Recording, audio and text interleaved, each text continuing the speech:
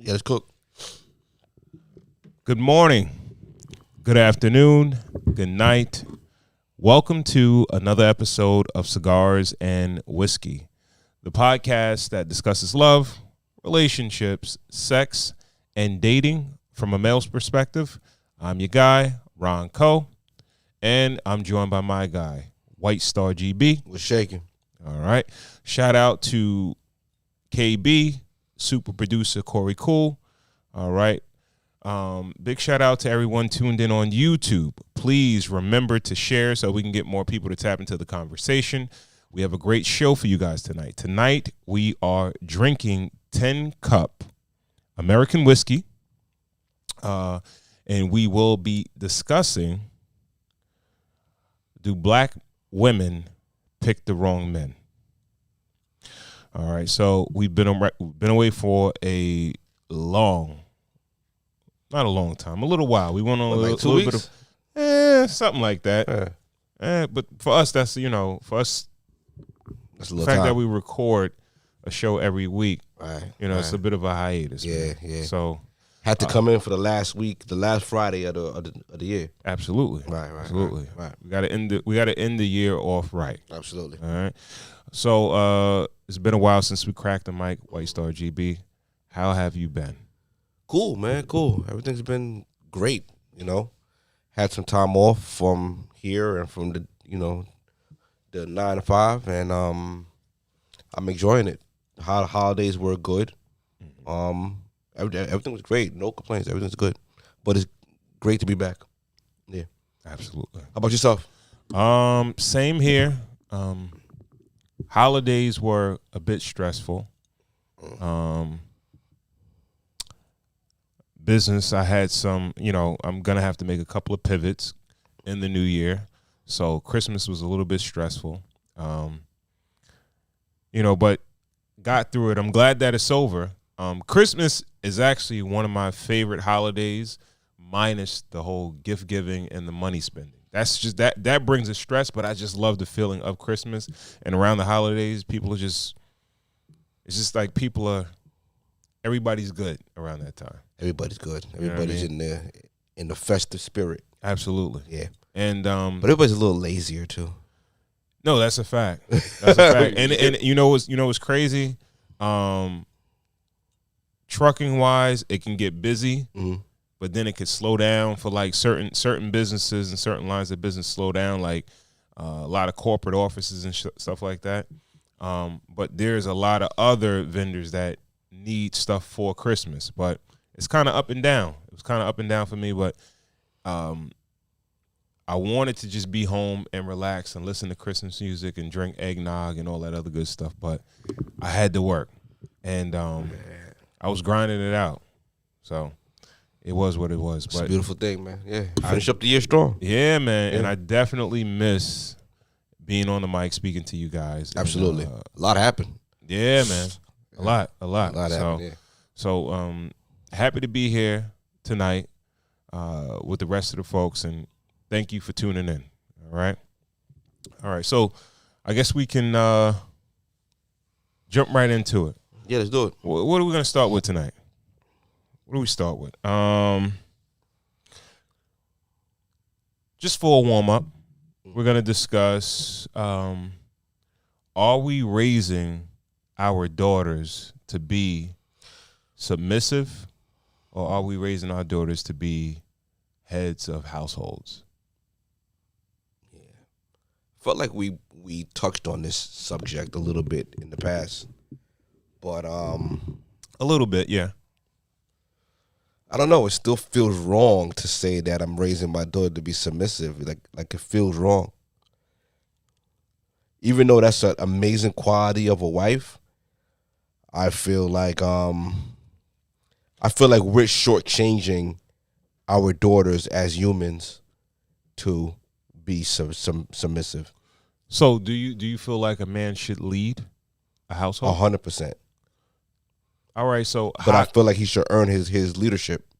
I don't feel like it's something like once you meet a guy you like, every guy you like isn't worthy of submission. No, I get it. But you use the word earn. how does a man earn leadership? I think leaders are kind of, they are appointed, but it's like through attrition, where it's somewhat organic. You know what I mean? Usually in a troop, people fall in line. You know what I mean?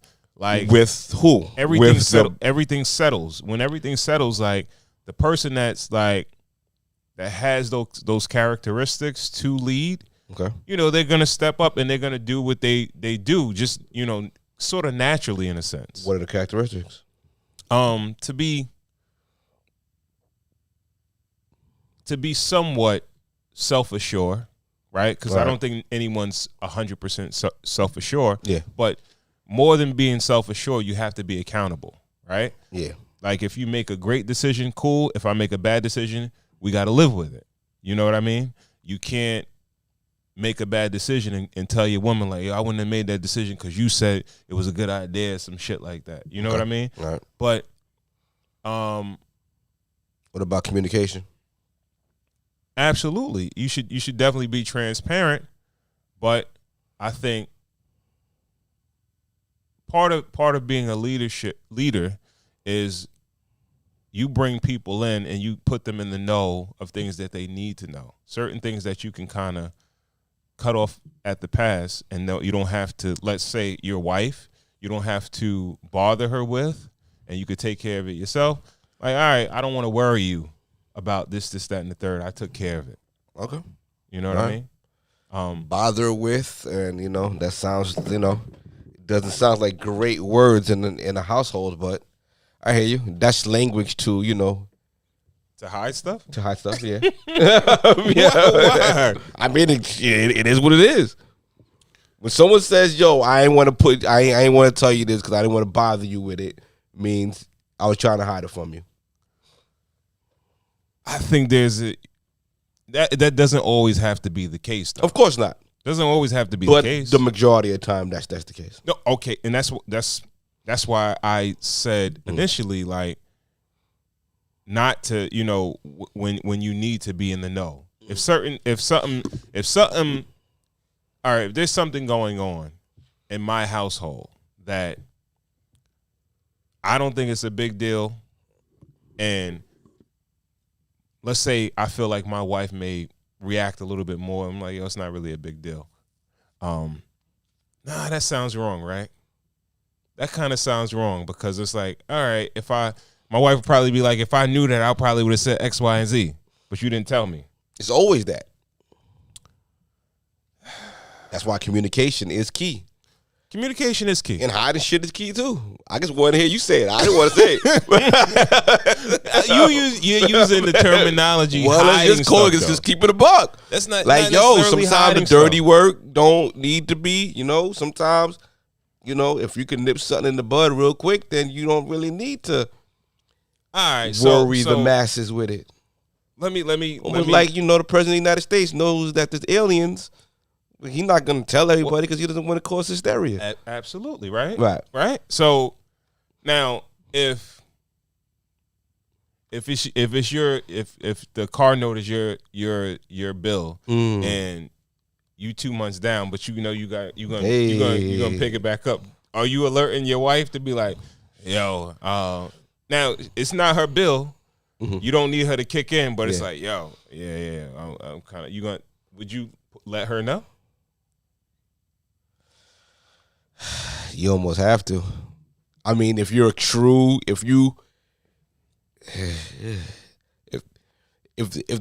money's definitely coming, all right. If the money's definitely coming, maybe you don't have to. Mm-hmm. But, you know, full transparency, or maybe you let her know after it's caught up with. Oh, baby, yo, you know I was a little backed up on that, but I came through in the clutch. I took care of that. You know what I mean? Like, they're gonna act a little funny when you go back to the dealership, but don't you worry. Yeah, that can go far, right? Yeah. Where, you know, I think men, we do have a tendency to try to shield our wives from certain things. It might be a little bit of a chink in our armor, right? But we don't want to have foreclosure letters showing up to the house or some shit like that, and he'd be like, "Yo, what happened? I thought you was paying the mortgage or some shit like that." Yeah. You know what I mean? So, yeah. But we went down the Yeah. We were talking about characteristics of leadership. I think one of the main things is being accountable for 100%. Yeah. What about you? What would you think? What do you think? Yeah, I would take those characteristics, and I would probably add just the drive. I feel like the person with the strongest drive should lead. The person who, I'm not gonna say wants more out of life, but is willing to go out and get it. The more assertive person should actually lead, and maybe that looks like 50-50. I feel like when women are more assertive, they kind of like settle for like a 50-50 role with their husband, not to just completely steamroll. Yeah, steamrolling. They just kind of take it back a little bit, but they're like, all right, everything got to come past me too. As opposed to go ahead and handle that. I'm going to take care of this. I'm going to let you handle the big thing. Because all in all, it's all the same.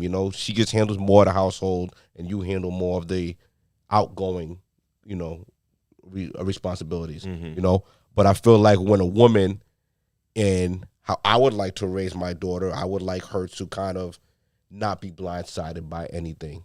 I would want everything from her household to go past her too. So yeah, I do raise my daughter to be more assertive. Okay, but how does your daughter know when to see? I think this is one of the biggest.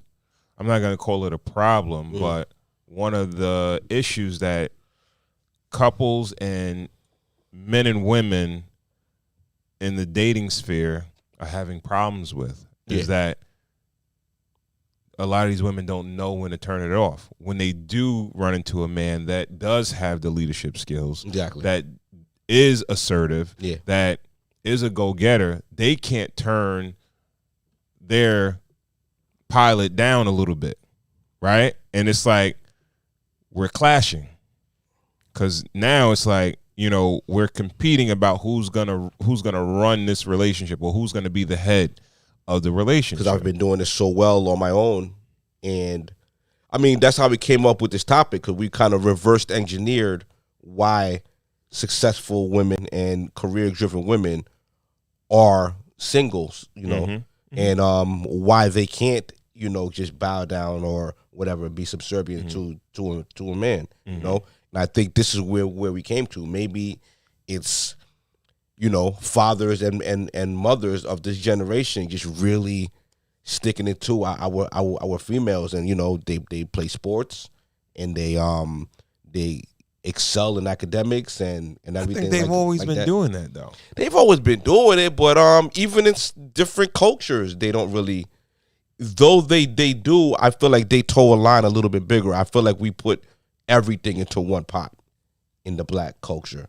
When we're raising our females, it is full go ahead. I want to make you the best possible human, and we kind of like roughen the edges of them a little too much, so that we kind of make them a little too strong. Yeah, because the narrative of the black man has been painted a certain way. Yeah.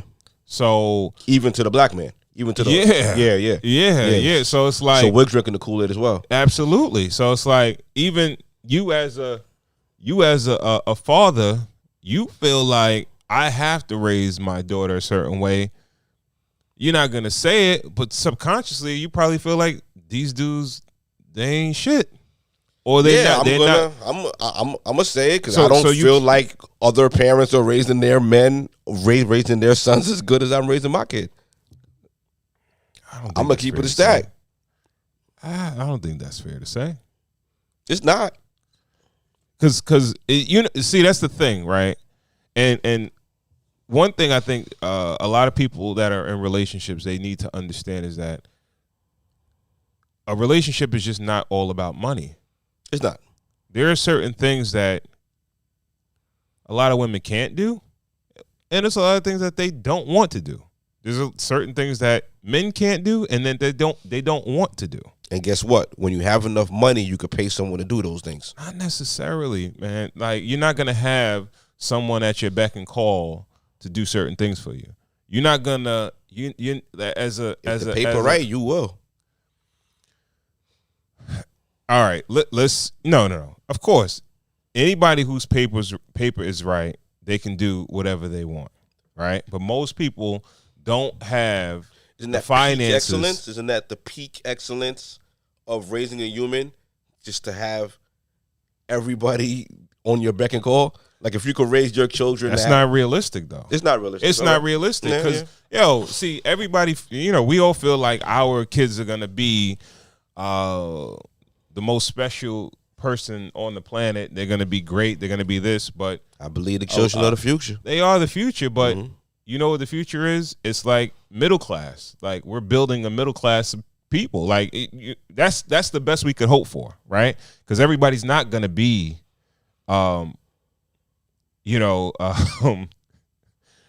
of society, 1%ers and shit like that. Right. You know what I mean? Yeah. You for the most part, if we could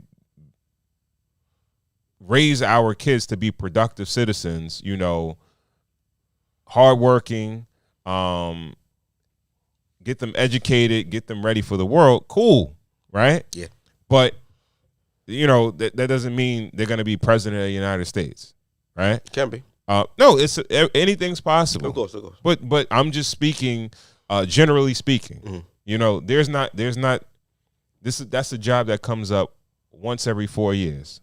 It's one position that comes up once every 4 years, right? So out of the hundreds of millions of people or billion people in the world or whatever that's shooting for that particular job, everybody's not going to get there. Yeah, right. You know what I mean? So what does it look like the other way? A year ago, Dad. What does it look like to raise your daughter submissive?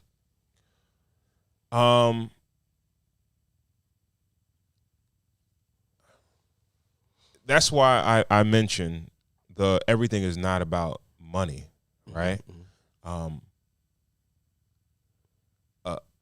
Let's just say on a day-to-day in a household, right? You think about the things that need to be done, right? And any kid that's watching, they're going to see their mother doing stuff. They're going to see their father doing stuff, right? And you'll see the way they communicate with each other, right? And I can't say for a fact that I know this to be absolutely true, right? But a lot of times I feel like women don't want to be bothered with certain things pertaining to household chores. Not even chores. Okay. Like, when it comes down, like my wife, she works, right? She brings in money, but she don't really care about bills. I worry about the bills, right? Like, okay.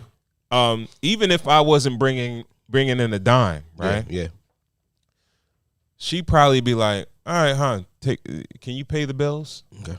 You know what I mean? Mm-hmm. Like, and I feel like a lot of women don't even want to. They like, I'd rather just work and give, the money to pay the bills and make sure everything is paid. Yeah. Right.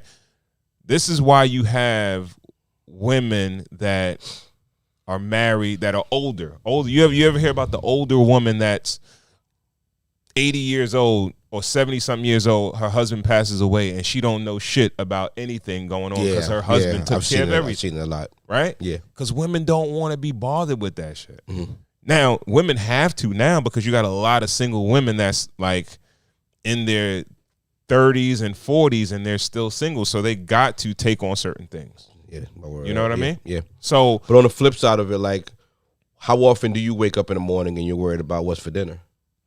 Or taking out, what's in the freezer? You know what kind of meat or anything that's in the freezer? No, I get it. Yeah, there's definitely the opposite side of that. Right. Yes. Yeah. I don't. Right. I don't. That's the yin and yang. It is the yin and yang. Yeah. Right. And that's the nurturing side that women are so innately good at, that we kind of lean on them for that side of things. And, so maybe we should be teaching our daughters more of that side. Like, we should be nurturing that side of them, like worrying about what's for dinner, learning what's in the fridge, and things like that. Is that the proper way of? I don't know if there's a proper way. I don't know if it's. I feel like we're a little too heavy-handed on one side. I feel like I am a little too heavy-handed on one side. It's got to be like, I drove home. You got to compete. I need you to be the smartest in your class. I need you to be everything like that. I need you to just go. And then it's going to translate into you making money, And I let her mother worry about the other stuff. I don't think women are that competitive when it comes to. Of course they're not. I don't like. Yeah, no. But it's up to dads to drill it in them. Like, listen, when you're out there, your name is with everybody else. It's up to you to rise to the top. It might sound funny, but I think like competitiveness has. I feel like it's linked to testosterone. I could be wrong. Yeah, but I think that's why, like, you've seen prior to. Yeah, now, I'm not talking about right now. Corporate America, shit like the business world is dominated by men because they're competitive. They want to go out and compete. That's why male sports is probably a little bit more interesting than female sports. I mean, that and the testosterone. And most women don't. A lot of women don't play sports. A lot of women don't like watching sports because they're not into competition like that. They're not into they're not into it. You got to think about it like that. How many women do you think like? I think it depends on the sport. I think it depends on. Tell me a sport that women watch in droves. Women watch in droves. I would say soccer. I think soccer is probably the most popular sport with women. Maybe tennis is right after. You think? I think women's tennis is more popular than men's tennis. No. Serena is more popular than any other male tennis player. You could say that as a black dude, right? But do you think mad women are watching tennis? I want to say mad women. If you ask your wife today who won the U.S. Open this year, would she know? No, not at all. Not at all. Yo, women are not into sports like that. No, okay. Especially not like men are. Yeah. But I think sports are innately made for men. I think sports has, in the last couple of years, maybe 50 years, we've made an initiative to involve women into sports. No, this is what I'm saying. We have to involve them into it, right? Because they're not into it. The most popular, probably women's sport, other than tennis, because of Serena, I believe, is probably the WNBA, right? I want to say that over soccer, but okay. And women's soccer globally is what bigger. When World Cup comes up, or you talking about they watching? I don't think there's any women's MLS soccer. World Cup. I think they watch more MLS soccer. Yeah, I would want to see the numbers, but what percentage of the WNBA do you think is homosexual? Oh, gotta put a number on it. I'm gonna say 80. All right, so we're talking about masculine females. Okay. Right. So they're in that sport. I don't know. I don't watch female soccer. I don't watch soccer, right? Yeah, so you would have to ask the question: how many homosexual? Like, usually when you look at a sport, right? A lot of team female sports, a lot of women that may go the other way. Okay, because they're on the more masculine side. No, is it that, or is it the chicken or the egg? Well, okay. Like, are they drawn to it because they're more masculine? My eldest daughter, I made her play. She had to pick a sport. Played soccer for 2 years. Begged me to give it up. Go ahead. Then something else. Then she picked cheerleading. And then she cheerleaded.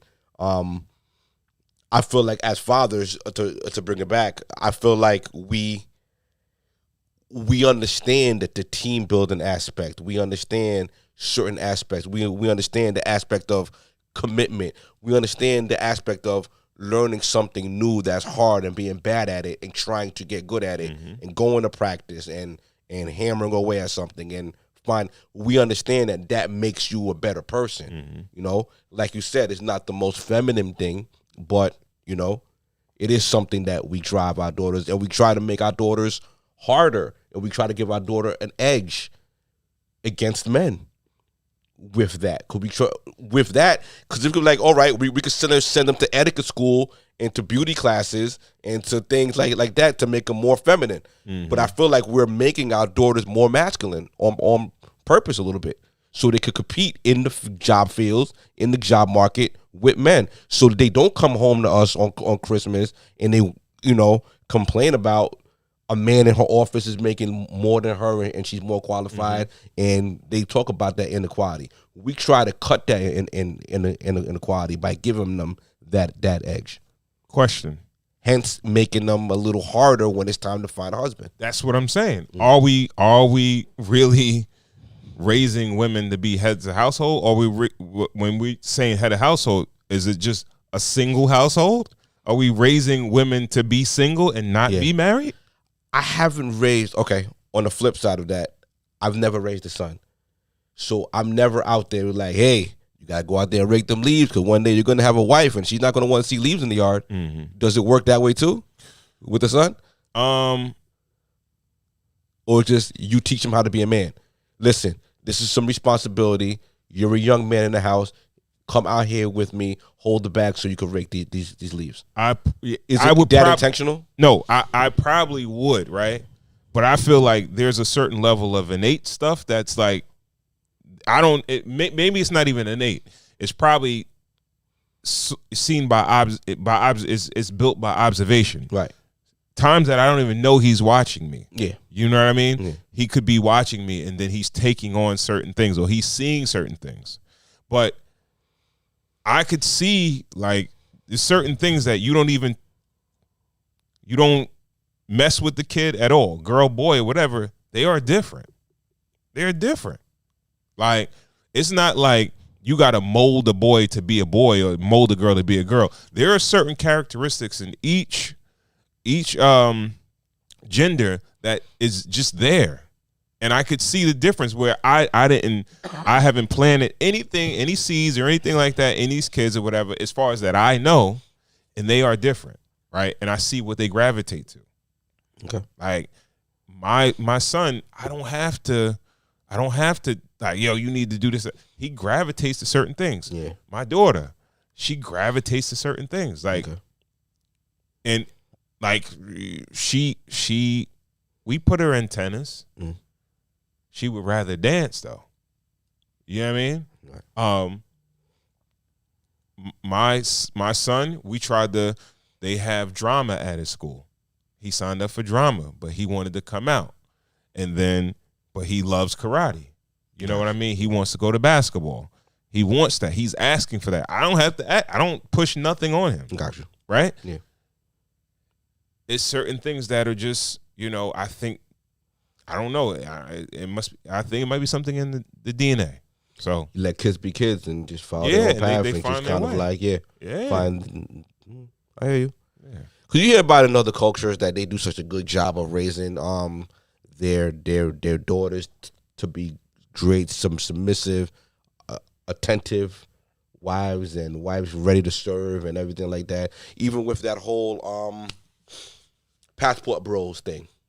They say that Western women are harder and they're spoiled rotten, and they go overseas to find wives because those wives are more suitable for a husband. Yeah. So are we doing something wrong in the United States? Cash rules. So we're raising our daughters to be capitalist. Absolutely. I believe so, because when you listen to the verbiage of a lot of women, a lot of it boils down to money. Of course it is. Like when a woman says provision. No, well, yeah, provision. But when a woman says, how am I supposed to submit or how I'm supposed to let you lead if you haven't earned it? When you start talking about earning, it's like, all right, just say like, yo, if I make more money than you, how I'm supposed to follow you? And I feel like that's a lot of the times that's what women are saying, right? Isn't that logical though? Like, but if you could put yourselves in a woman's shoes as a human, can you just be like, okay, if we're on equal footing, can I just get a say in everything? Like, I need everything to rent. Matter of fact, she might think she's smarter than you. Like, yo, I'm smarter than you. Okay, I'm not gonna let someone dumber than me lead me. Like, it doesn't make any sense. See, we could play make pretend, and we could, but all right. So this is the thing though, right? All right, you got a woman. You say she's smart. Technically, she's smarter than you, right? Yeah.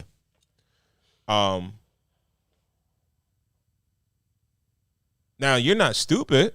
Of course not. She might just have more education than you, or she has a degree and you don't have a degree, right?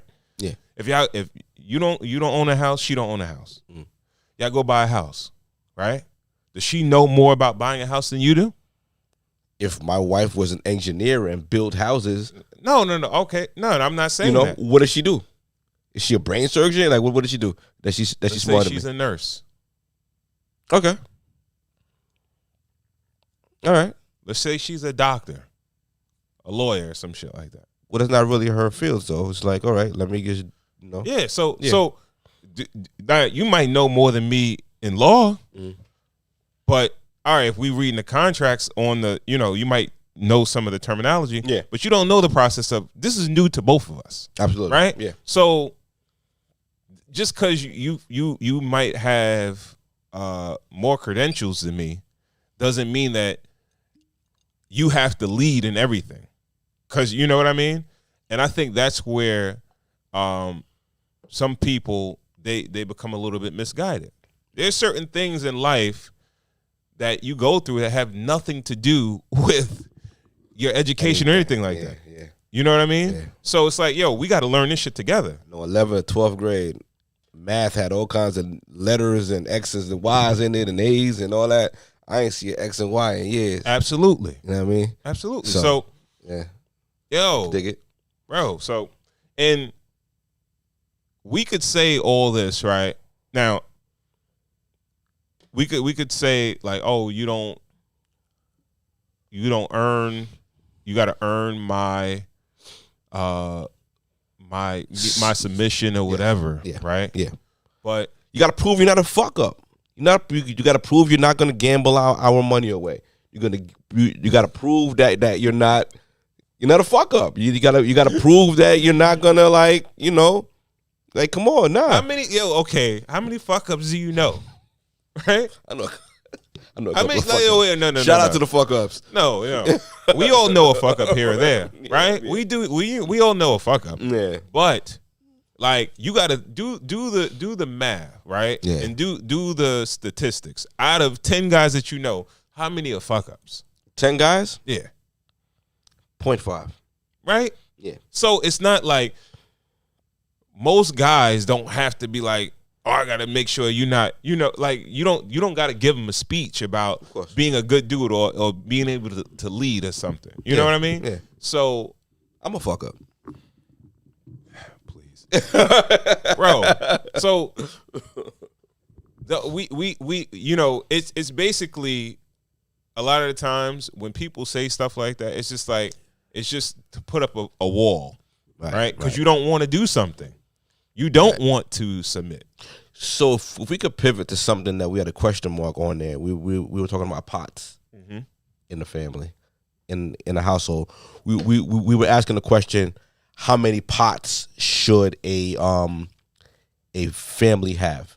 Pots meaning accounts that you save money in, or ways that you're saving money in. Oh, you mean like savings? Well, no. Well, money that's coming in and out of your household, like an account. From, and I'm taking this from somebody else that when I was looking at the numbers, and I agree with this. You should have 3 accounts. Like, you should have an account of your own. Your wife should have an account of your own. You should have a account to like pay expenses and stuff like that. Yeah. Then savings accounts and stuff, stuff like that. Yeah. Should you have a savings account together too? I think you should. Okay. I think you should have a checking and a savings account together. Right. Okay. And also have separate accounts. Okay. Why? Because I think you got to have some level of independence. Like, like,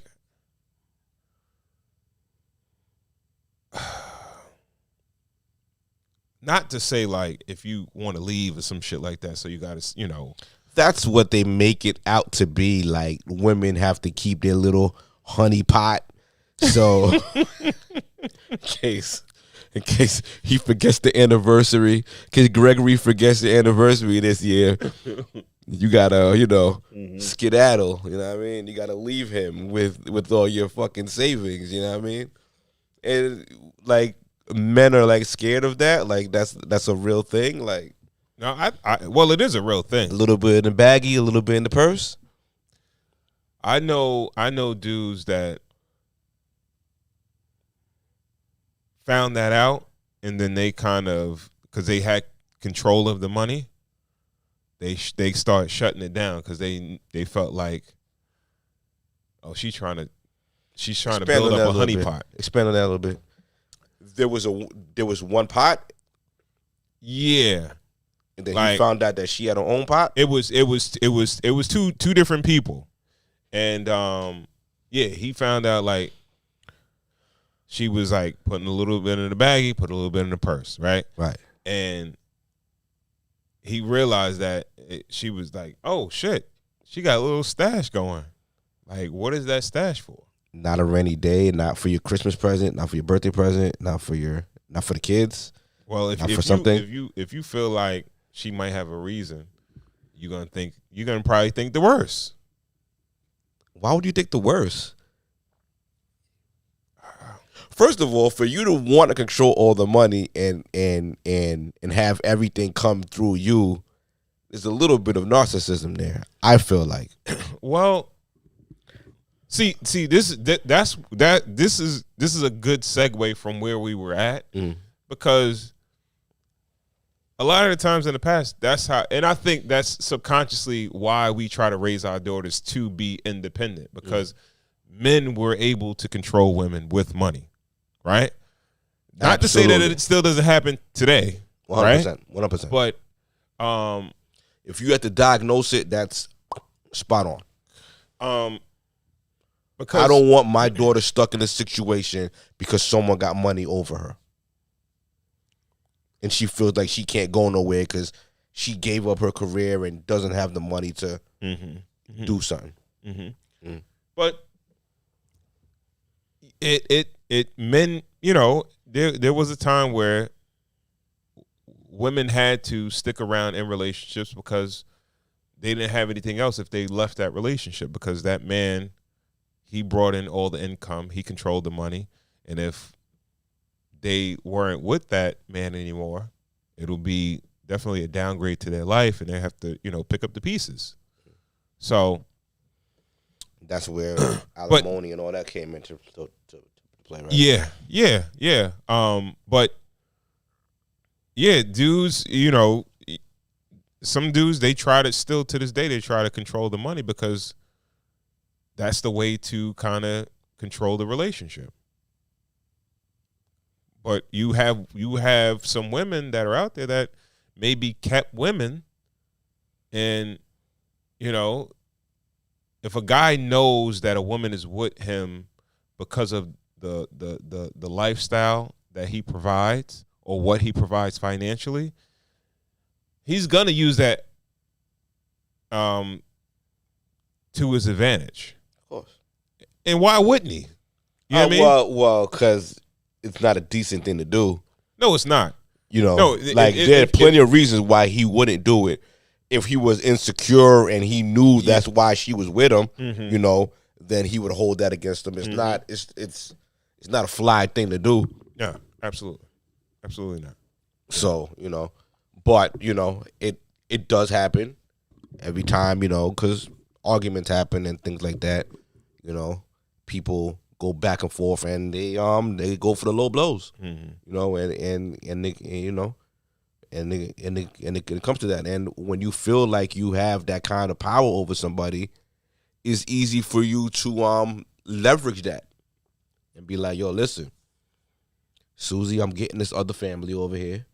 And, and there's nothing you can do about it. You got to deal with it. Yeah. I think we sent the clip on the group chat. It was like a Cheaters, right? With homie with the Cowboys hat. It was the Cheaters episode. And she ain't work. It was the older dude. It was the episode of Cheaters. Yes. It was the older dude, right? Yeah. And he was on some like, yo, yeah, you caught me. And what? Like, yo, I'm out here with you. You don't pay no bills at home. Go back home, and I'll be there when I get back. You know what it is. And she was acting like she was going to leave, like on camera with the cameras was on them. That's the same as that situation. When you got a kept woman at the house and all that, all the money's in one pot. No one can control anything. But in that, if a woman doesn't work, what is her pot? Well, if exchange from the grocery store? No, it could be like, yo, here, or if a woman has access to the accounts, to the bank account. So that's stealing. That's stealing? That's stealing. That's y'all money though. That's stealing? That's a very gray area, bro. That's about as gray as this fucking sweater. Dog. That's 50 shades of gray right there, dog. If there's one account, homie's account, he's working. Wait. No, it's not. Let's say it's not homie's account, it's their account. Their account, fine. Yeah. But his he brings in the income. His check is the one going into that account. Okay. And she's siphoning some of that money and throwing it into another account. That's stealing. I think I get what you're saying. I think most women that's a little strange. Would try to justify that. Yeah. And like now she want to sell plates out the kitchen on Tuesday. She want to make a little fish and sell that and save her money. That's so good and well. But come on now. Like, we ain't gonna, you know. So how many pots do you think a household should have? I think you should start with 3. I think you should start with 3. I think you start with the main account. I think before you get married, or if you cohabitate, you know what I mean? You should have one main account. Then you should have your own accounts, you know? Just cause, like how you explain it, not even a level of privacy, but you don't need someone looking over your shoulder for every transaction. How could you, even on the lowest, the groundest level, how could you do something nice for somebody if they have access to that account and they can see every transaction? How could you surprise your wife with a spa date or with a new watch or with something like that if that money has to come from that account? As soon as she sees that alert go off to know or whatever, like she know what time it is. You know what I mean? Yeah. And he's asking you about it. And it's a little bit of, you know, that over your shoulderness that, you know. You don't. If I want to go to Home Depot and spend $400, I don't want to answer any questions when I come back. She don't know how much that lawnmower cost or that weed whacker cost. Like, so let me just put that shit in the shed and shut up. You don't think it's kind of unfair? Like, let's just say, for instance, if one person makes more than the other, right? And it's like, all right, well, we split bills. I know you're not a 50-50 guy. Listen, I'm here. Oh, all right. You're not a 50-50 guy, right? Non-judgmental here. Like, let's say somebody's in a household, they're doing 50-50, right? Great. And it's like, well, you make 60, I make 30, but after my 50%, I'm not really left with nothing. after your 50%, you got, and you could just do whatever, but I'm broke as shit. Like, it's kind of like, all right, like, you at the strip club, but you got no dollars left. And you got to watch everybody else have fun because they got money and you don't. And you got 2 pair of jeans on. So that lap dance don't feel like shit.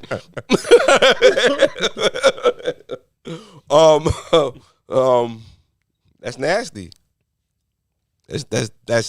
That's nasty, and you should kind of start feeling like you're with the wrong person. Why? What? Well, should the other party that has an excess take on more responsibility? No. Or like, even if, because that's not the conversation that we wanted to go into. I'm saying no. Let's say we got to keep it 50-50. We got to just put like we have to keep it 50-50 for accounting purposes. Okay. Do I? Let's say for instance, the other person that has an excess, is he supposed to like, or he or she has to like, all right, here goes. Maybe he might need a allowance. Like he might need if you want to be, but that's controlling. If you want to do that, that's psychological. I feel like that's psychological warfare. If you make more than your partner, you insist that it's 50-50. You know that your partner's struggling, then you want to just kind of like siphon them. Just watching them struggle. Yeah, you just watching them eat oodles and noodles while you sitting there with in your Versace robe eating lobsters. You know what I'm saying? Like, it's kind of foul. Yeah. You know what I mean? I feel like it's like a team. It's like a team, like NBA Jam. You know what I mean? So it was a big man and it was a guard. So your remedy for that is like we balance out the percentages on the bill. Yeah. But that's an argument for a different day. Okay. Yeah, okay. Yeah. All right. Balance it out. All right. So all right, we'll move it along. Yeah. You spoke about article that you mentioned earlier. Yeah. Let's get on that. I don't got all the details. If you, I could fill in the blanks. Yeah. Okay. What you got? It says you said young adults, millennials are age 26 to 41. 26 to 41 are moving back. At 1 out of 4 millennials aged 26 to 41 are moving back with their parents because they can't afford rent. Yeah. The number one reason, nearly 51% was that rent was too expensive where they were living. The average cost of rent in the United States right now is $2,040 a month. So, it must. You know what's crazy? It must be high as hell in New York and in California. What a coast? Anywhere there's a coast. Like anywhere there's but on the outside. And then in the middle is less. But I would assume there's more cheaper places than more expensive places to live. You'd be surprised, man. I don't know. I follow this new Instagram page, New Yorkers, and every other post is someone bragging about a basement apartment in Manhattan, like in Tribeca, for like $4,000, like it was a steal. Like really? Manhattan alone will skew those numbers, you know. People are paying for rent, like they're paying crazy numbers right now. My brother, shout out to my brother. He's he'll 26. Happy birthday, Jay. Happy birthday, man. I think he's 20. I think he just turned 27 today or yesterday. 27 is a good year, yo. And he still lives at home. Why not? Right? Why not? And he was going to move out. He wants to move out because he's like, yo, I'm making good money now. I want to do my thing. I'm trying to spread my wings. And he was going to get a studio apartment. A studio. $2,500 for a studio apartment. Yeah. And I was speaking to my mom, and I'm like, first of all, I moved out when I was 19. So, and for me to say it to him, it's like, hey, how you talking? But I'm telling you, that probably was a mistake. Really? Yeah. Yes. Because it was like, I was trying to be too quick about it. Okay. You know, I wanted to be 19 to have my own spot and all that. You know what I mean? But that meant something to you. It did. All right. It did at the time. All right. Very superficial, but really, financially, do you remember what you paid for your first spot? I had a roommate though. All right. Me and my cousin shared an apartment. It was maybe like $1,200 or $1,300. So your half was like $650. Yeah. Nice. Yeah. Yeah. That's reasonable. But I was 19, right? Mm-hmm. 19 years old, and I wasn't even really working full time. I was working part time. I was a cold caller as a broker.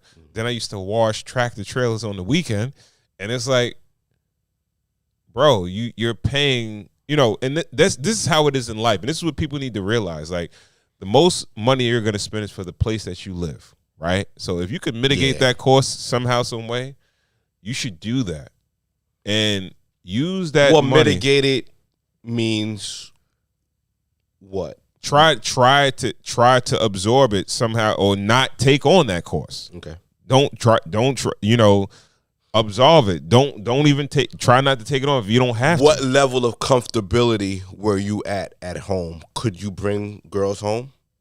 If I wanted to. Okay. Did you have your own entrance? No. Okay. I did. So you were on top of your mother. Sort of, kinda. No. We were. If you wanted to like expand, if you wanted, you couldn't do what you wanted to do. Spread your wings. It's weird because I never would bring females to the house anyway. All right. Okay. Right. But I don't know. I wanted to have the car, apartment, and everything at a young age, fresh out of high school. You had the checklist. Yeah. And what wound up happening is that I crashed the car, still had to pay the note on it. Hey. Then I had to move. I didn't, you know, money got low. I had to move back to my mother's house. Right? And it was like, yo, fuck was the point? No, at the time I wasn't thinking that, but I'm thinking that now as I'm older. Well, it's like right? taking your training wheels off and falling. For sure. You know what I mean? Yeah. But if I could give information to my brother, like, yo, bro, you might be making X, Y, and Z now, but the reason why you want that spot is because you don't have that expense. Can he spread his wings where he's at? Can he come home with a chick after the club, make a couple of hamburgers, cheeseburgers, and chill on the couch? Probably not. Then he gotta go. I get it. I'm not gonna. I say, yo. Another thing is that he should try to find something a little less expensive. Definitely. I was like, yo, that shit is too. Everybody's first apartment was a basement apartment. You know what I mean? Yeah. Like, yeah, you get on not even on the ground floor. You get on the subfloor. Yeah. You get in, low. And I get that study because this is why, if you notice, like, we live in New York and Long Island, to be exact. They're continuously building these communities. Yeah. And they build them so quick. And it's like all the time they need housing, because what happens is that these kids that come from the suburbs, they graduate high school, they go to college, then they finish college and they get a job, but they can't afford to live where their parents live. And it's no affordable housing like they can get. So they got to come up with these new buildings and shit like that. Well, I'm going to add to that too. Those new buildings are also spillover from Manhattan. Because I feel like they're selling these if you peep it, a lot of these buildings are next to the Long Island Railroads and all that walking distance. Absolutely. So you still don't need a car unless you need it on the weekend to do a little food shopping. Absolutely. You know what I mean? So it's like, why spend 33 out there if you could spend 22 here? We'll give you a gym, a pool, and all that stuff, and you can walk to the train and go to work every morning. Yeah, that's why like you got places. A lot of Brooklyn is being gentrified. Correct. Some of the most colored spots is becoming bright now. Correct. Right. Yeah. And it's like, all right, don't live in Manhattan. You could live right over here, and we're gonna clean the shit right up. You can hop right on the train and go to work in Manhattan from Brooklyn. A lot of pink toes and flip flops in Bushwick, bro. Yeah. Red Hook too. Oh. I ain't gonna lie to you. Me and my wife, we love going out there during the summertime. Right. Yeah. So I brought up this study. I brought this up because I have the complete opposite story of yours. You know. Okay. I technically lived at home till I was about 39. You know. That sounds weird as hell. Does it? Like, I don't know. To me, it's my story. It was planned. It was like, all right, I was 22. Needed a spot. Like, I needed space. I needed to spread my wings. I looked at places and I looked at where all my friends were kind of moving, and they were kind of getting basement apartments. I looked at my basement. It was an unfinished basement. So I'm looking at, okay, maybe I could invest $12,000 to $14,000. I forget now how much it cost, but I put my own entrance in. You pay for that shit? Yeah. It was my. And they ain't sell you that house? I would have been like, yeah. No. I got offered that. Like, no. Let me tell you. Okay. No. Yeah. No. I had that house. I made. Yeah. That was a bad decision. Like, I kind of went, but that house was on the market. Like that. Yeah. That was my house. You know what I mean? But Yeah. I built that basement apartment, private entrance, own entrance, and all that, and I was down there for years, and I lived, and I was like, all right, why would I pay somebody else rent, but I could give my parents $1,200 a year and live comfortably and live good and help them. And when they sold the house, of course I had first dibs to it, but I was in a situation where I thought something else was going to work out a little bit better for me. I was going to have a brand new house built and all that, so I made a bad decision. But even after the house was built, I got my portion of the money, and I used that towards my down payment. Oh, okay. You know what I'm saying? Okay. So in the perfect world, I feel like everybody should live like that if they have enough space, But I felt like I had enough space to spread my wings. Yeah, that's a great situation. Yeah, that's a great situation.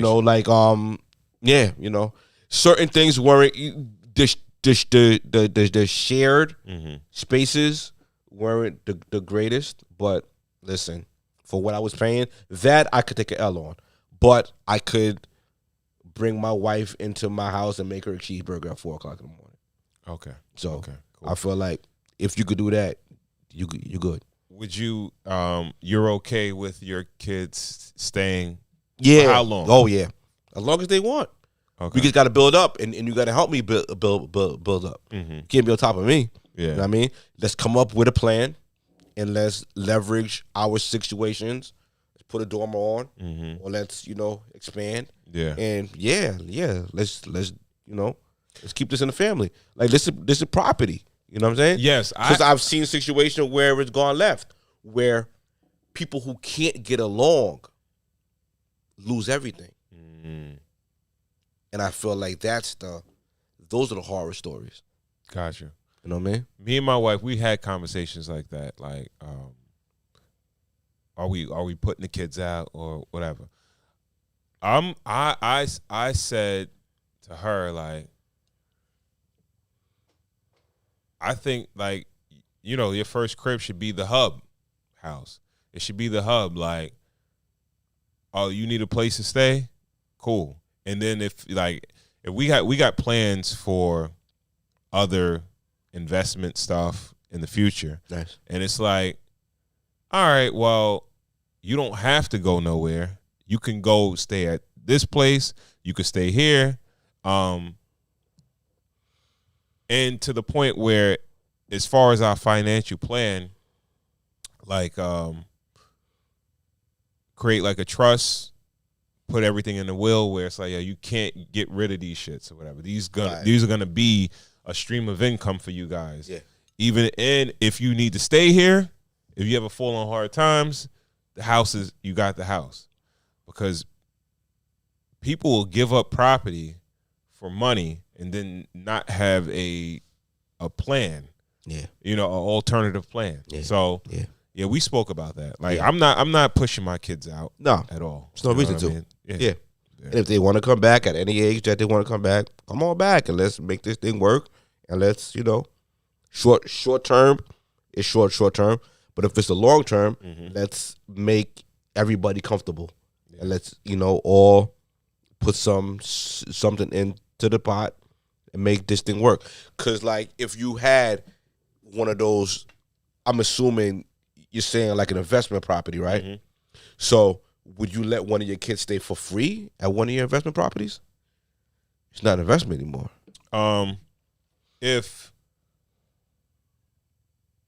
the other, like, let's say for instance, if it's a multi-unit, if the mortgage is paid through whatever rents is there, and the other one is like pays the overhead, and it's like the other one is profit. Yeah, I would let my kids stay for free. Gotcha. Okay, but I would say like, yo, no, you could stay here for this amount of time, and if you stay in there longer than that, bring your ass back here. Carter, you hear that? You crack the code, baby. Crack the code, buddy. Come back here, because this is just the hub. This is the hub where you can stay for free. Right. There is temporary, and if you stay there longer than a certain amount of time, you got to start kicking in. But here it's free. Of course. You know what I mean? Of course. So. Yeah. I just felt like that was an interesting conversation to have. Yeah, man. What else we got in the docket? We got the main event coming? Yeah. You want to jump into that? Yeah, what you got? All right. The main event is do black women just pick the wrong men? Right? But when you use the title wrong men, like what's the wrong man and what's the right man? Like what would be the characteristics of? And even with the title, I would say young black women pick the wrong. Yes, young, because I guess we'll elaborate, because when women get older, and they get tired of the bullshit, then they start picking that right guy. Because it's like, I'm not worried about this, I'm not worried about that. I'm just looking for a good guy. Because the dude on the wrong path, on the right path, is a little square, it's a little corny. It's not as fun. It's not as rambunctious. Like, it's not as, it's not 90 miles an hour. You know what I mean? Mm-hmm. It's slow nights. It's what are the characteristics of that guy though? Lonely nights. Dude on his purpose, dude on his grind. He don't really. A dude on his purpose could be. We could sell crack and be on your purpose, right? I don't know. That's a good question, right? Like, I don't, like fentanyl or whatever they're selling now. Nowadays, niggas is wild. But yeah. What are the characteristics of a quote unquote good guy versus a bad guy? A man that's not going. Well, let's just start with a man that's not going to jail anytime soon. He's not doing anything daily that could put him in jail. Can we just start there at a baseline? Okay. All right. Okay. Like, just the baseline. He's going to be around. That time you're investing, that baby you might have with this man is not going to. This time is not going to be cut short because of he has to go do some time. Okay.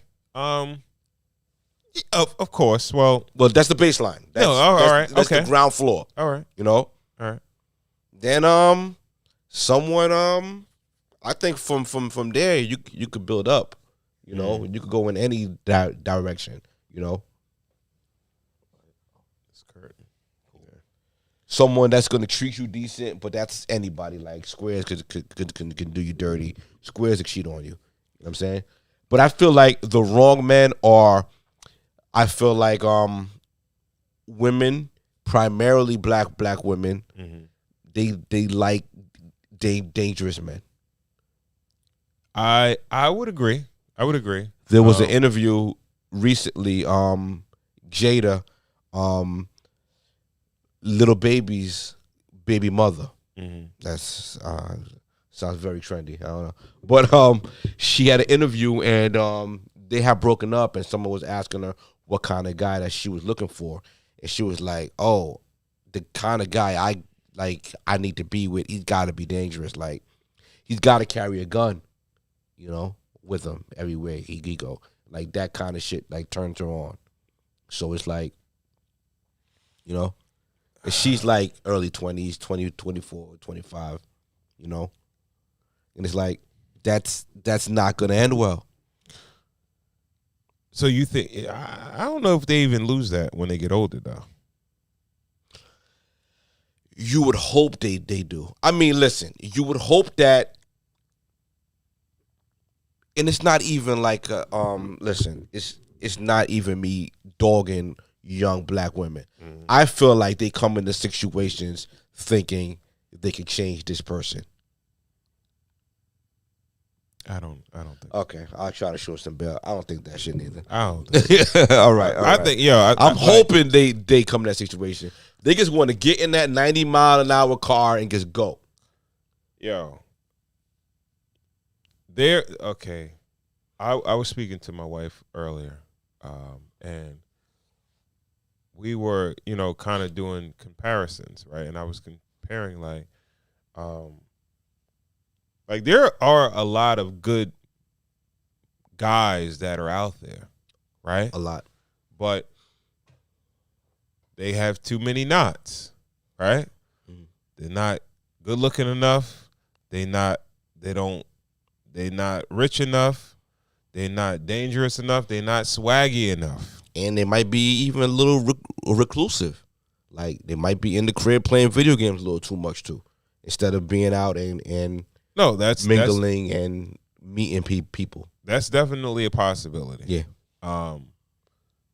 And these are things that women are attracted to. And I think, I don't know, I think it might be a universal thing. Like, I think all races of women might dig the quote unquote bad boy or the dangerous guy or whatever. Yeah. You know what I mean? That's what rock and roll was started on. The little white girls, they like James Dean and then Elvis and all that. Mm-hmm. Yeah. But as far as like black women picking the wrong men, I think these particular guys are promoted to them. Like, you got to think about it. Like,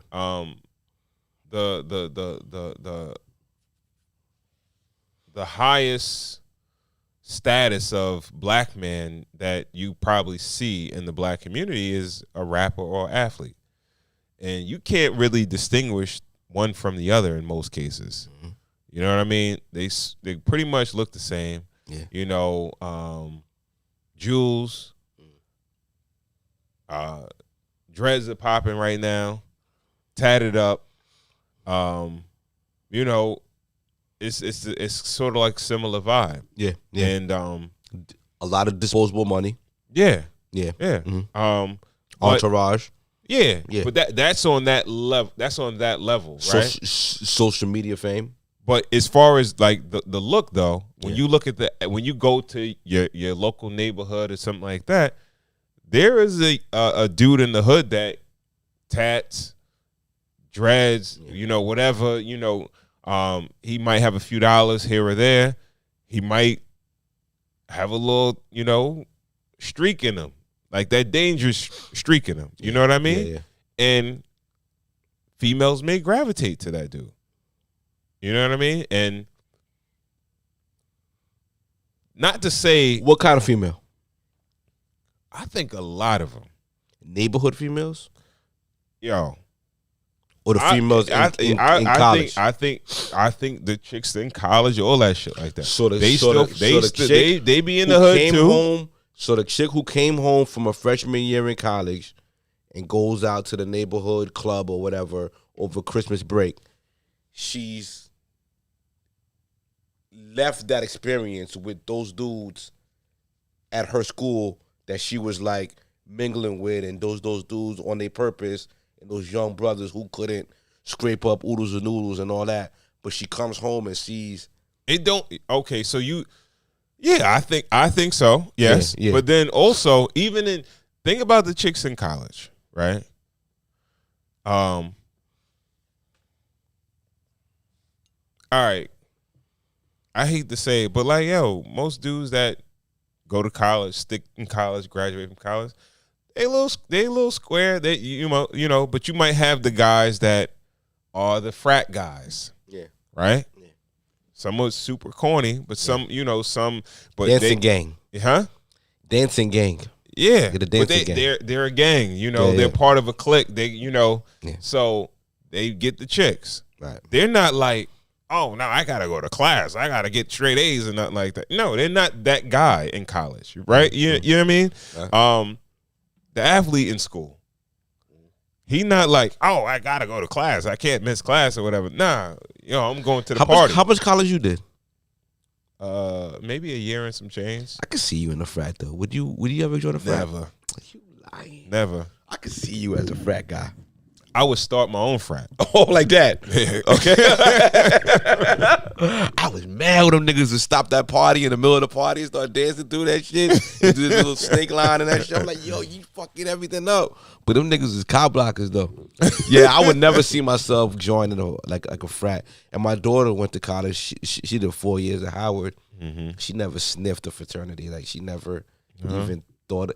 She thought about it for like one semester and was like, I ain't gonna let them do nothing to me. You know what I mean? Because I was like, you better ask what they gonna do to you.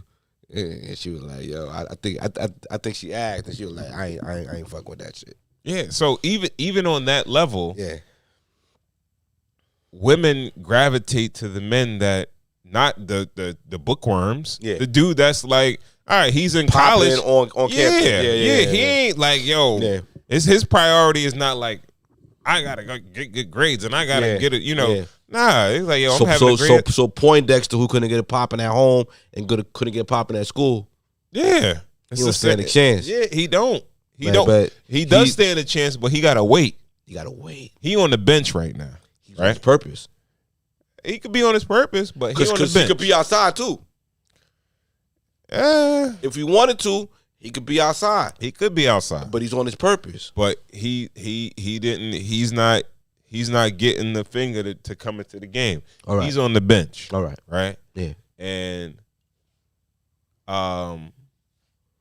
what's a black girl name? Not hood, but a college chick.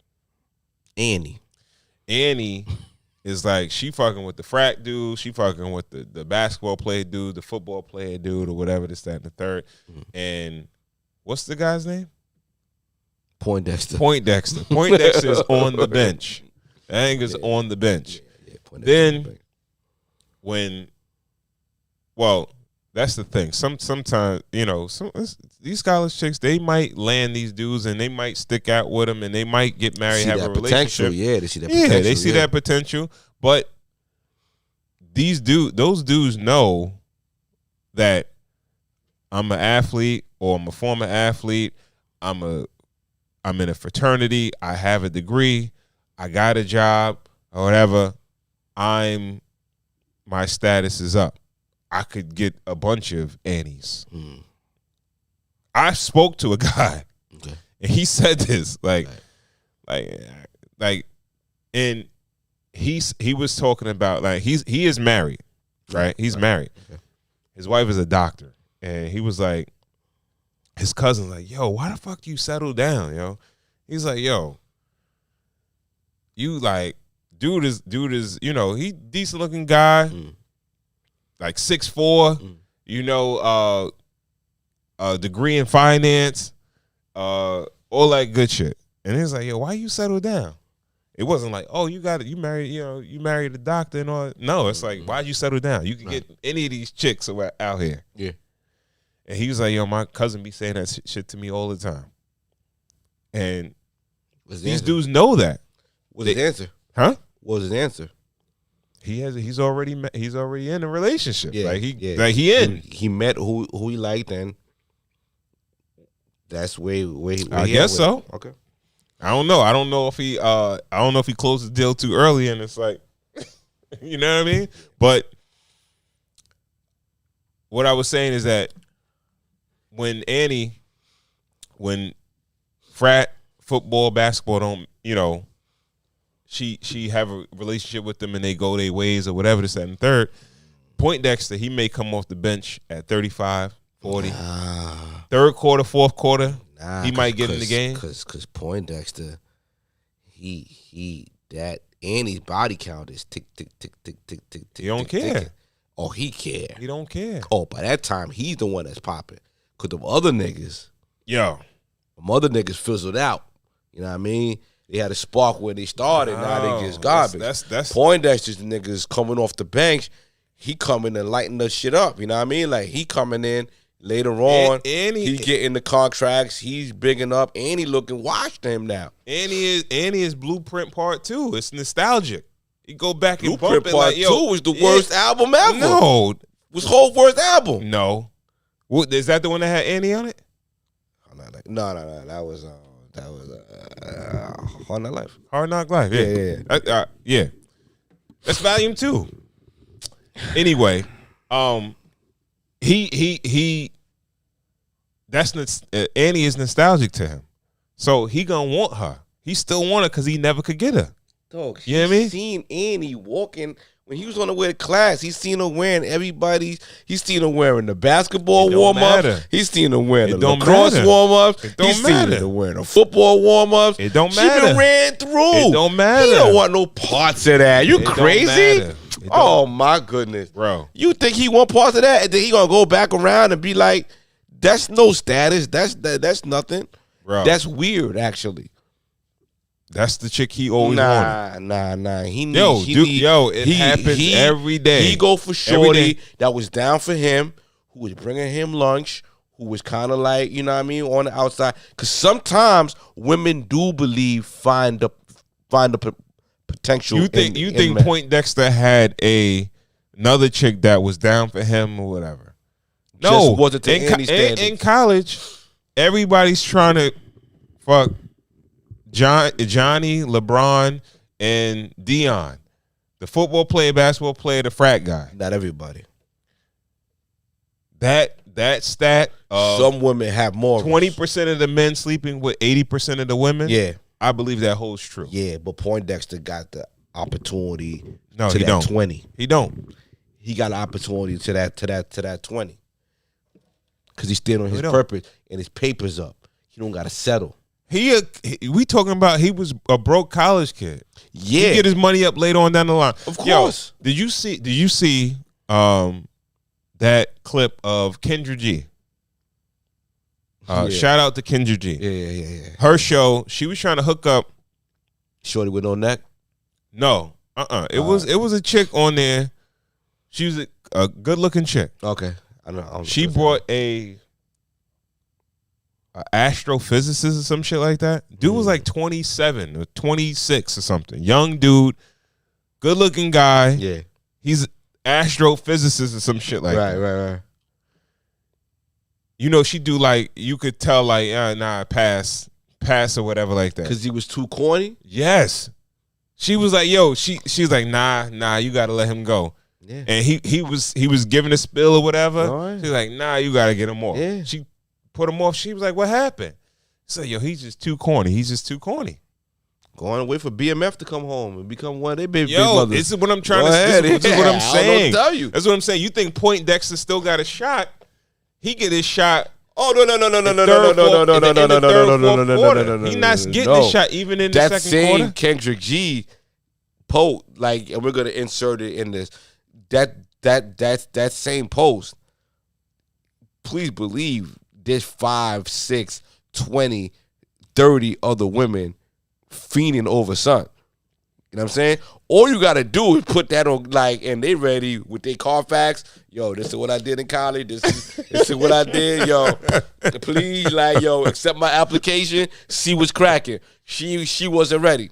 Come on, women picked the wrong man. Like, all right. So the bigger thing that's going on right now is the Tory Lanez and Meg Thee Stallion case. Mm-hmm. Tory Lanez was found guilty. Mm-hmm. You know what I'm saying? And I ain't gonna blame Meg for getting shot at all. I'm not gonna do that. But I feel like she landed in a better place now with a dude that's a little bit more stable. You know what I'm saying? Dude, party, whatever. I don't know.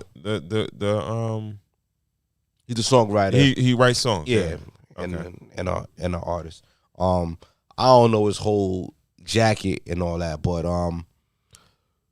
I feel like Tory was a little bit more volatile, and I feel like the conversation coming out of that whole thing was believe all women and protect black women. And for me, who's fuck it, I'm a proud square. I'm a square. I'm gonna say it right now, America. I'm a square. You know what I mean? As a proud square, protect all women and believe all women. It's very hard when you knowingly choose the wrong man. And this is where this conversation starts from. Mm-hmm. Like, you choose the guy that you know carries the gun on him. You choose the guy that you know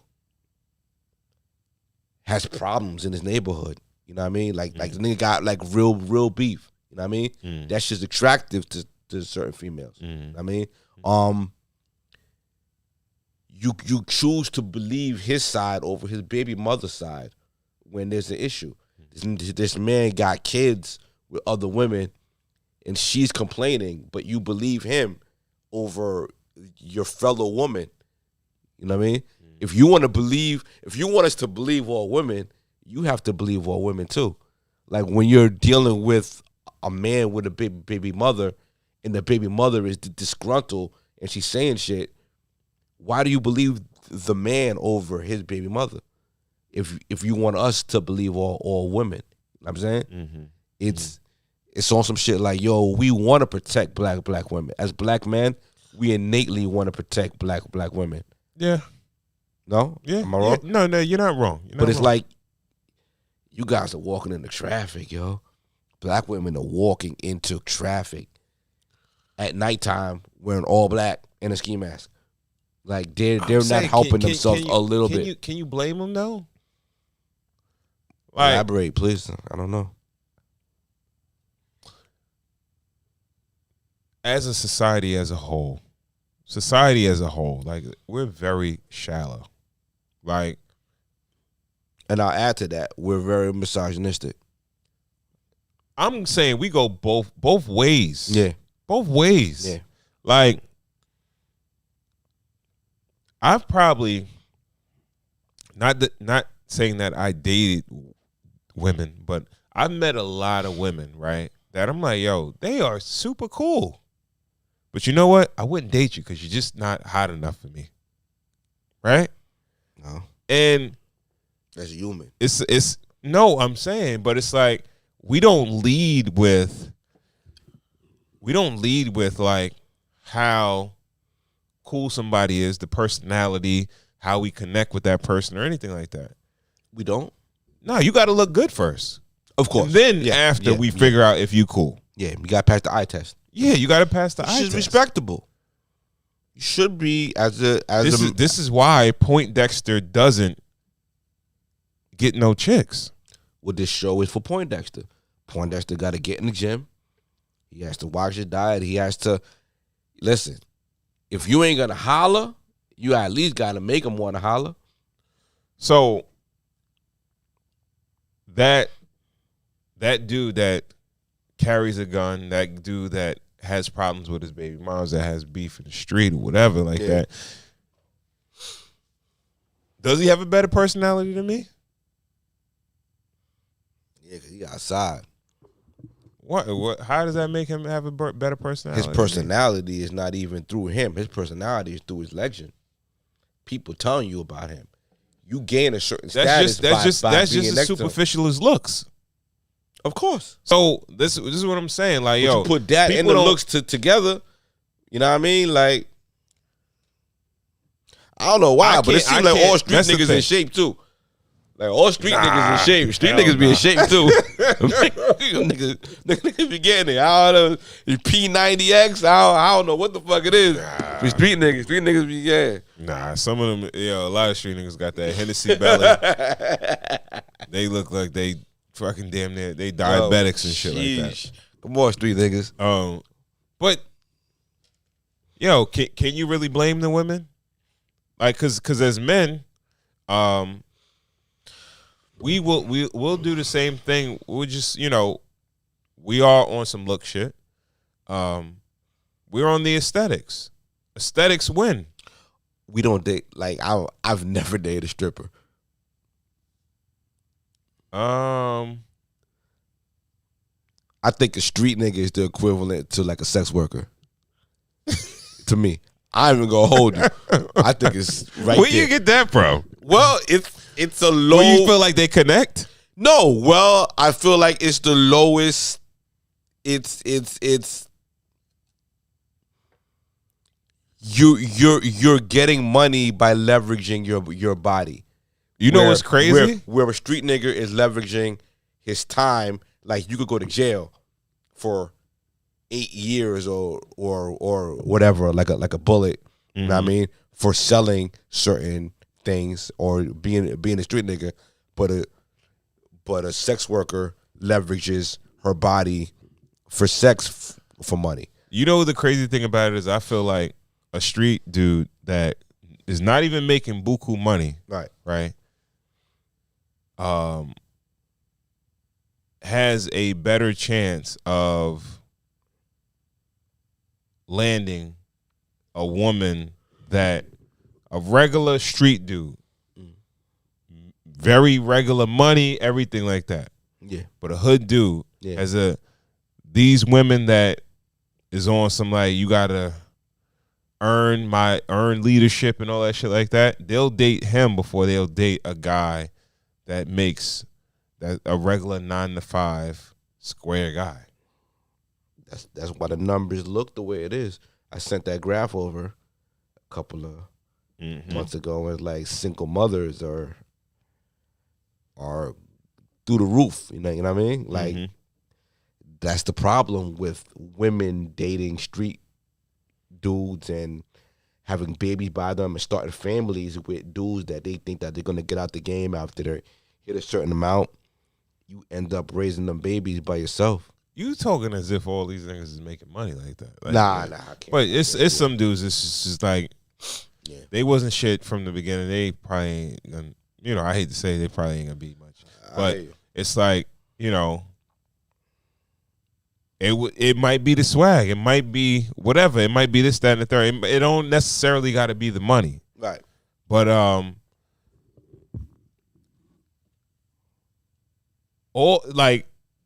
a lot of the times, I don't think we should title these guys as quote unquote bad guys or picking bad guys. Like, sometimes the wrong guy. I think men and women do it all the same because we focus more on the eye test than we do on who the person really is and the connection that we're building with that person, right?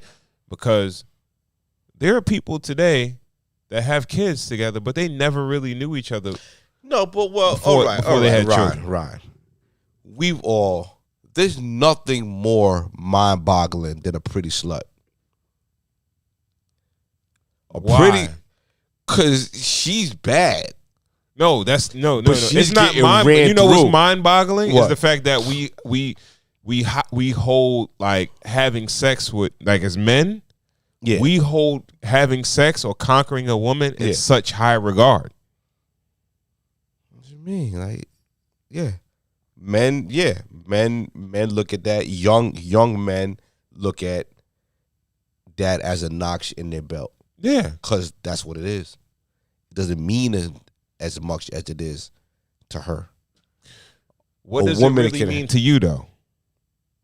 To me? Yeah, like as a man, like what does it really mean to you? Like it doesn't really mean anything because it's like, all right, if I slept with somebody, right, and I see him on the street, and I'm like, oh yeah, I hit that or whatever like that. Like, what does that really do for me?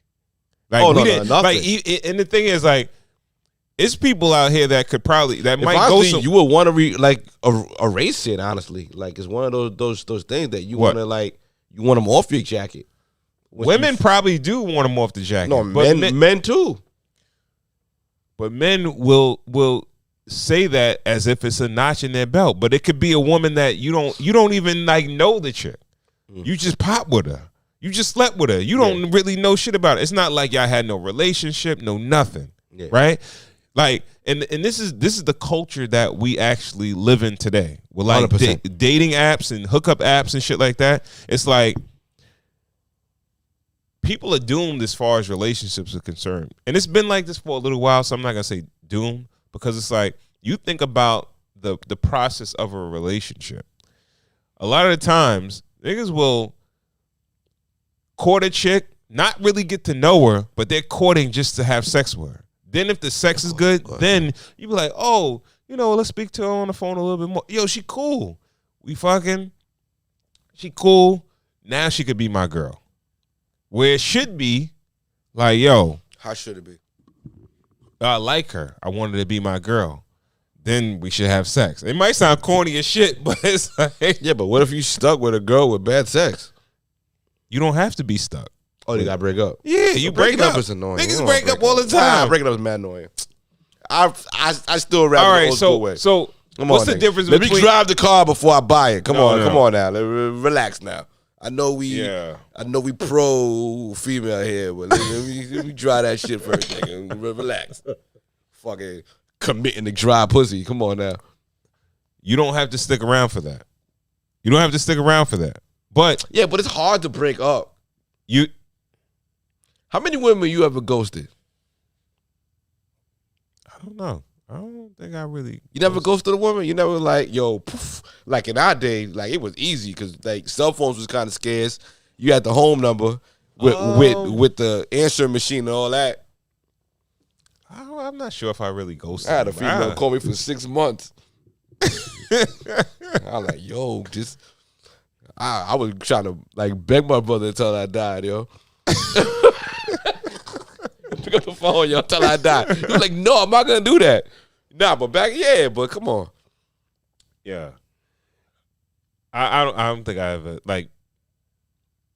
Maybe I maybe I tried to lose a number here or there, whatever like that. But nothing. Yeah. David Copperfield. I know there's certain people that run in me, run into me like they were like, "You're alive." Like I'm like, that's not even me, yo. Wow. Yeah. Wow. Yeah. Peace. But in conclusion, you know what I mean? Let's wrap it up. Yeah. I kind of feel like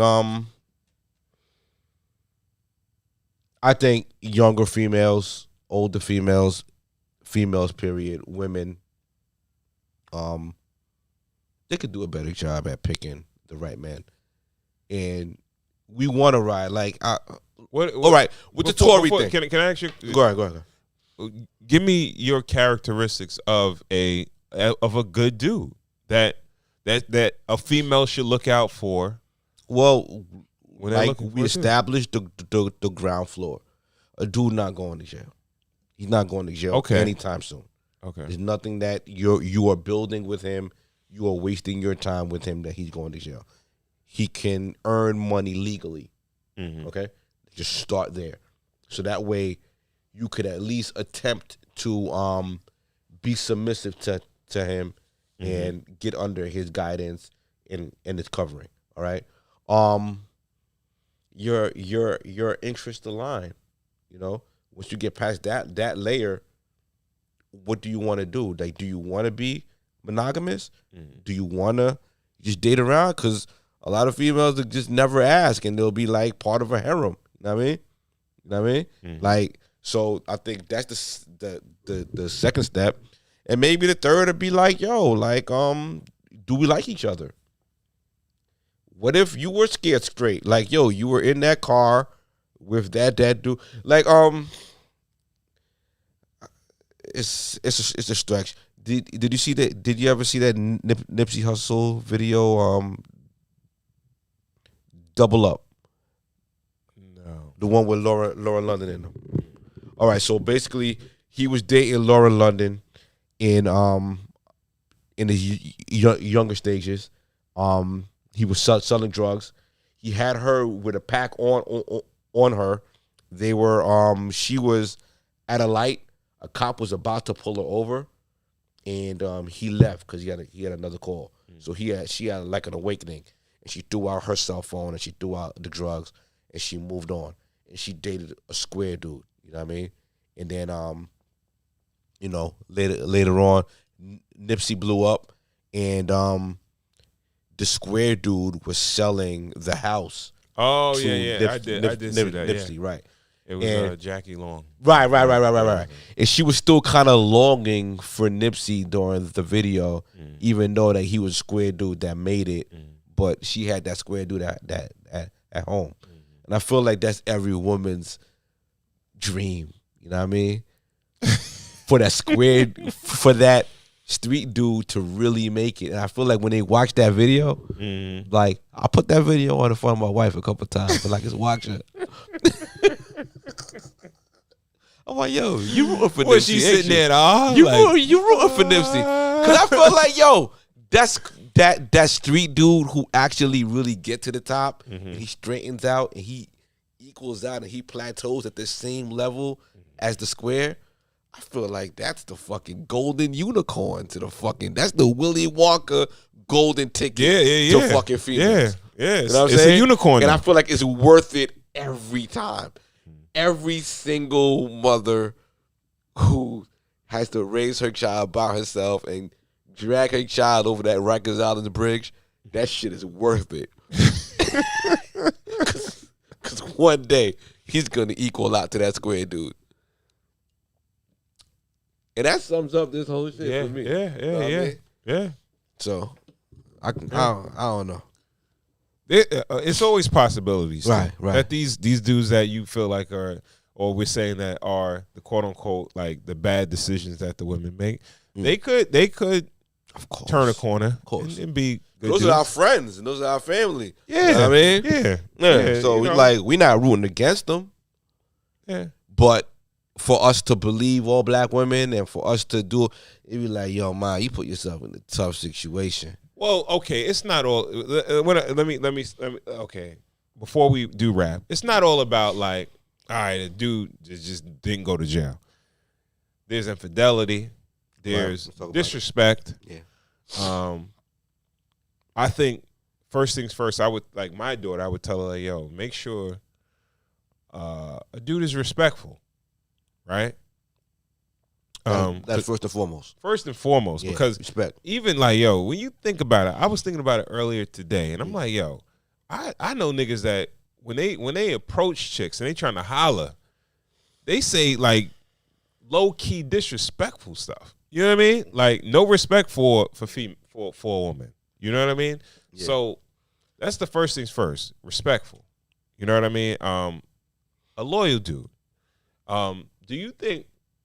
Before we, this is a sidebar. But let's cook.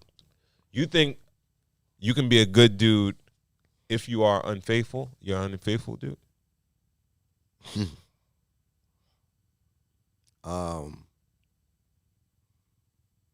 Yeah. How? I think humans fuck up. I think you could be a good woman without if you were unfaithful at one time. I feel like humans mess up sometimes. Okay. Yeah, everybody deserves a second chance. Mm-hmm. Not a third and fourth and fifth though. Yeah, But I don't know. One time. I'm gonna call Kelsey and plead the fifth.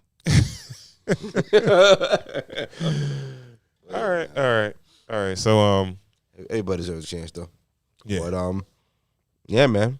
Last episode of the year. Yes. Wrap it Last up. episode of the year. You came a long way this year, man. Yeah, man. We outside a little bit.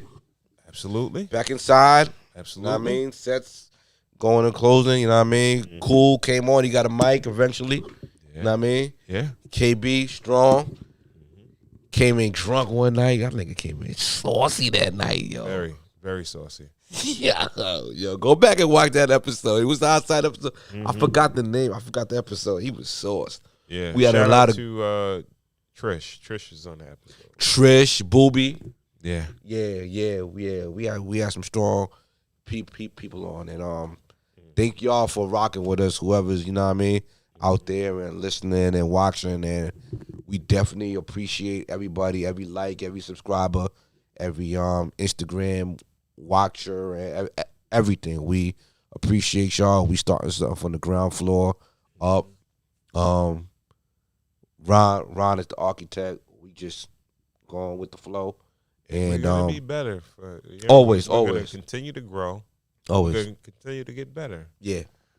Higher highs, higher lows. Man. Absolutely. Yeah. And anybody who got a voice, anybody who got anything to say, want to, you know what I mean? We could, even if you out of state, we're based in New York, but we could zoom up, cam up, whatever, you know. And we're coming up with a couple of new concepts for a couple of new things, so everybody's voice could be heard. Mm-hmm. Everybody has their own experience, and everybody, you know, want to add to the conversation. So we're definitely going to be talking to all you guys very soon. Absolutely. Absolutely. All right. What do we feel about this 10 cup American whiskey? It is serviceable. What was the price point on it? I think it was about $33.99. Yeah. It's an 84 proof. Mm-hmm. It's a blend. High rye bourbon. Distilled and aged in Indiana. Yeah. It's actually blended with small amounts of Colorado single malt whiskey, then cut with Rocky Mountain water. Hey. All right. And we don't have it on there, but it comes on top with a silver 10 cup. Yeah, what little cup at? Yeah. Well, it's cool. If I had to give it a score, give it a 6 out of 10. It's serviceable. As Americans go, I tend for Americans to be a little stronger, a little hard hitter. It's not as smooth as the Irish. Yeah. So for the price point, it definitely rocks. I like that it comes with a cup, because you could take that to the beach, yeah, to the park. You ready to go? But I'll give it a 6. I'll go with a 5. I dig the bottle. I dig the the design of the bottle and everything like that. So it's cool. Yeah, cool. Off the top of your head, real quick, your whiskey of the year.